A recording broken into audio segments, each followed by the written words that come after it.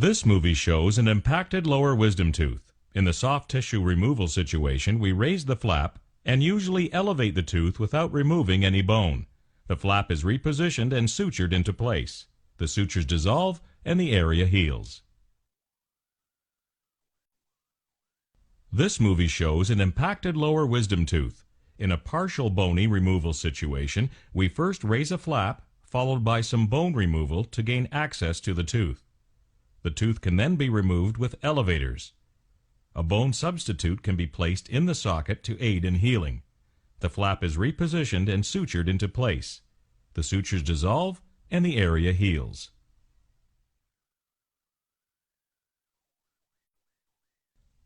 This movie shows an impacted lower wisdom tooth. In a full bony removal situation, we first raise a flap.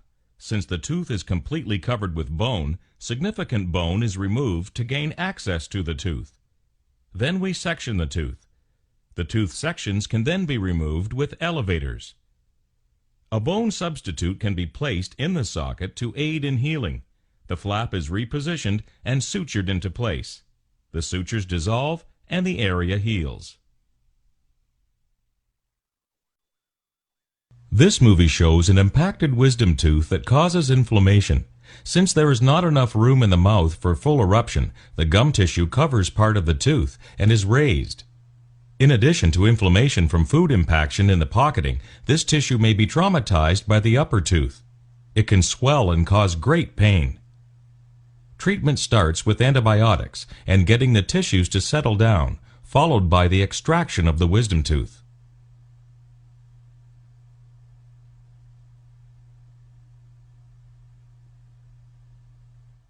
Once the tooth is gone, the gums recede back to normal. If the upper wisdom tooth does not touch a lower tooth, then it should also be removed. It will over-erupt, causing biting problems.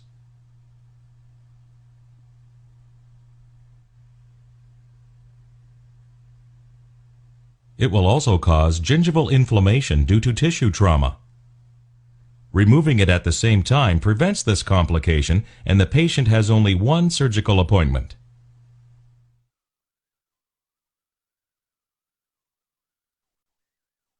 If teeth are crooked, orthodontic treatment such as braces can be used to make them straight again. The last tooth to erupt in the mouth is the wisdom tooth. If there is not enough room for it to erupt, it will put pressure on the teeth and may cause the teeth to become crooked again. Here we see how an impacted wisdom tooth can cause an infection under the soft tissues. The tooth may erupt in a horizontal fashion and stop as it reaches the last tooth. If the surface is broken, the bacteria can move below the tissues and cause an infection, which can result in pain and swelling. This often comes and goes until the tooth is removed. This movie shows the importance of removing wisdom teeth before they cause trouble. Sometimes, as the tooth erupts horizontally, it may be stopped by the molar ahead of it.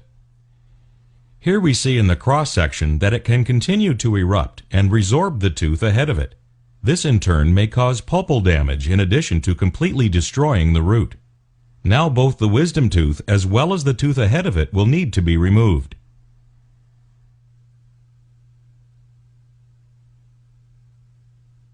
Furthermore, the opposing tooth to the one lost will over-erupt and may need extraction.